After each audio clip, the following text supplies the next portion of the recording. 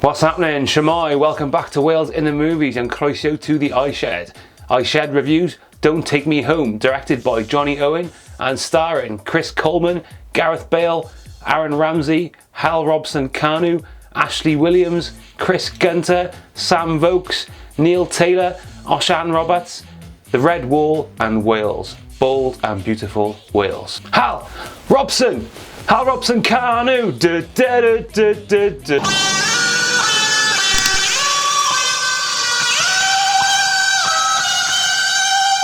As you may be aware, Don't Take Me Home is the documentary work of Merthyr Tydfil filmmaker Jonny Owen. He's the boy who made his name in TV's Shameless, but he's also had an appearance in local Welsh independent movie A Bit of Tom Jones, and he's the writer and creator of the movie Svengali, about a Southern Wales rock band and starring Martin Freeman. Subscribers to my channel will know that I also went out to France during Euro 2016 to make a film about the Wales fans.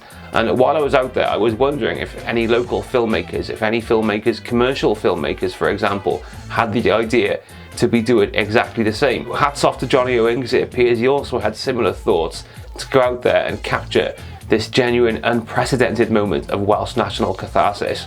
The movie I Made, The Red Wall, focuses purely on the first 3 days of Euro 2016 Wales adventure in Bordeaux and is entirely focused on the fans. However, Jonny Owen's Don't Take Me Home not only spans the entire 3 weeks of the tournament and a little bit before it too, but also takes advantage of up close and personal footage and recordings of the Wales players and coaching staff alike. Don't Take Me Home is showing in cinemas across the UK. It had its British premiere in London in Leicester Square last week and also enjoyed its Welsh premiere last night in Nantgarw, and I went to the opening night at Cineworld in Cardiff and it was jumping in there.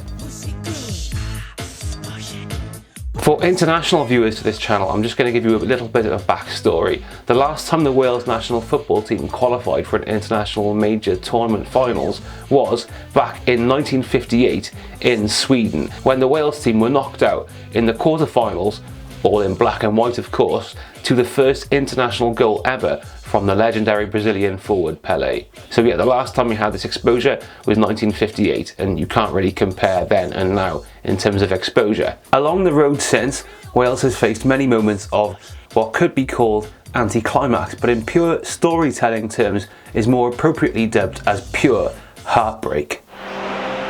Oh, and he's hit the crossbar! It seemed that every 10 years or so we'd get this bunch of players who'd take us very close to what we all wanted and then fall agonisingly at the last hurdle in the qualification stages and once again leave Wales alone, adrift and unrepresented in the international wilderness. Don't Take Me Home starts off back in the dark days of November 2011. Wales, for the first time in another 10-year cycle, were looking like putting a team together that was capable of challenging and taking us to the World Cup in 2014. Then we had the awful news about the late Gary Speed. Now I think, unfortunately of course, that it's a perfectly valid tact by filmmaker Jonny Owen to start the documentary at this low point.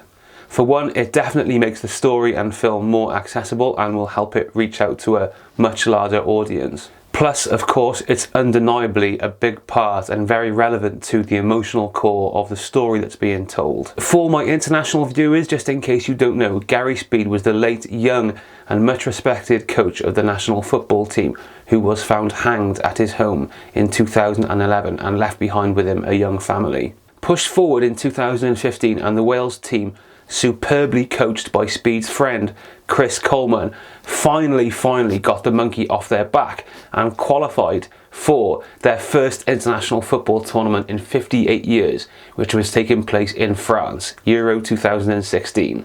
Now, who can really say how much the adversity that the players and the coaching staff and the whole setup experienced motivated them and served as a backdrop for them qualifying for the tournament? Who knows? But new coach Chris Coleman did never shy away from this issue when quizzed about it and his relationship with the late Gary Speed, and it's definitely something which features quite heavily in the interviews that feature in the film with Chris Coleman himself, who's a complete dude, by the way. So it's an emotional start to the documentary for sure, but it's something which is contrasted, I'm delighted to say, delightfully for the next 2 hours.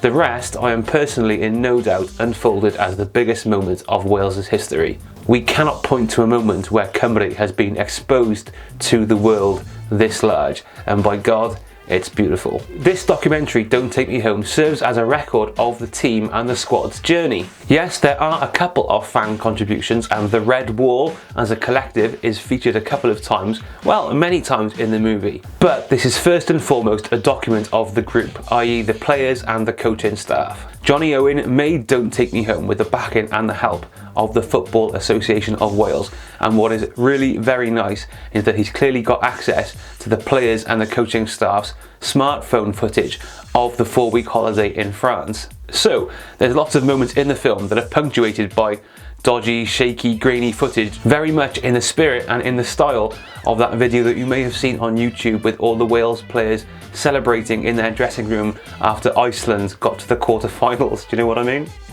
Oh, yeah! Don't Take Me Home bounces back and forth between television footage, studio interviews with the players and coaching staff, and this phone footage that I've mentioned previously, and it gives it a nice juxtaposed energy. There's also a few excerpts from radio interviews from Welsh sporting stars and celebs, and one in particular, a contribution from rugby favourite Martin Williams, also known as the Nugget, which I appreciated greatly in the context of the sporting success, which is this: football, or soccer, is a global sport. Now, sometimes I don't think we really appreciate what that means, but football has a reach and an appeal that rugby, for all how much we love rugby, can never ever have that reach and can never ever have that appeal. As somebody who's travelled far and wide on a couple of occasions and who's lived and worked abroad, I can absolutely promise you that there will have been millions, and I mean millions of people across the world who would have been watching Euro 2016 and seeing Wales for the first time in their lives and asking some questions like, who is their country? Are they British? Why are they playing in red? Why have they got a dragon on their jersey? Etc, etc, etc. As a guy who's pushing towards 40 years of age at the age of 38, I can tell you the first time I heard the words like Mexico, 1986. The first time I heard the word Cameroon, 1990. The first time I heard the words Burkina Faso was in 2013 as a 34-year-old man and a fully grown adult. This is what football can do. And this is what Euro 2016 has done for Wales. Gwych. What emerges most prominently from the footage and the movie itself is humour. Lots and lots of humour. And it also shows a camaraderie that you normally find associated with buddy cop or action war movies.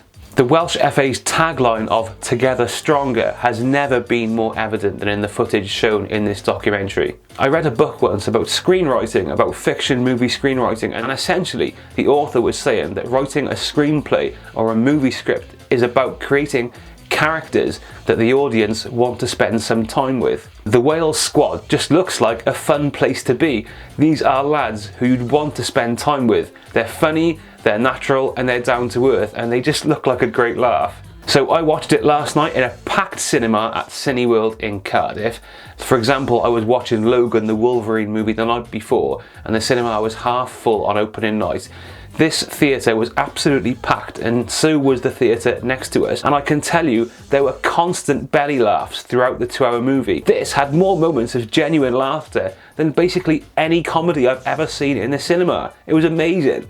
The sense of pride and love in these players and in this team was tangible and evident even in a movie cinema theatre, and I can tell you that it's been an absolute pleasure to be just a tiny part of it and to watch this team and also these fans come together and grow together and learn to represent Wales in the way that they are now doing, because this whole movement is giving Wales so much cultural and sporting confidence. It's unlike anything we've ever seen before, and it can really bring us together stronger. So the documentary moves along at a very enjoyable pace. I promise you, you're not going to be bored at all, and you may be quite moved in a lot of places. It's not at all groundbreaking in its techniques or in its style, but the journey and the story that it documents along the way is definitely groundbreaking. It will also be very interesting and accessible for anyone who's got an interest in sports, teams, documentary stories, and of course, Cymru. The movies that it most reminded me of were documentaries Touching the Void and Man on Wire. And of course, both those documentaries, both those films have got more serious life or death stakes. Watching Don't Take Me Home, the presence of a great Welshman who's no longer with us was never far from my thoughts. I was a Liverpool supporter growing up, so I never really appreciated the man as a player, but I think I now love the man for many, many reasons. Firstly, for the pure sake of his family, but secondly also for being the man who put Wales firmly on this golden pathway to an experience of such self-expression and self-respect. Diolch am galon, Gary Speed. Sod it, 5 stars. Pimp Seren for Don't Take Me Home. Da iawn, Jonny Owen. You'll laugh, you'll cry, you'll be fist pumping, you'll be bouncing around in your seat, just like Hal Robson-Kanu is about to turn the Belgium defence inside out and score the goal of the tournament. Please go and watch this movie, please go and support it in the cinemas and then get it on DVD.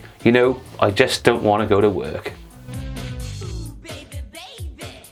Diolch yn fawr am gwylio. Thank you so much for watching iShed Reviews Don't Take Me Home. If you fancy watching the fans' story and relive the Bordeaux experience, you can watch my movie, Y Wal Goch, The Red Wall here. Here's the link to the movie itself. It was made with a lot of love.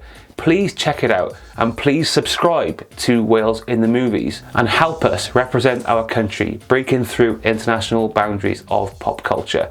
Cari Cymru, hwyl fawr.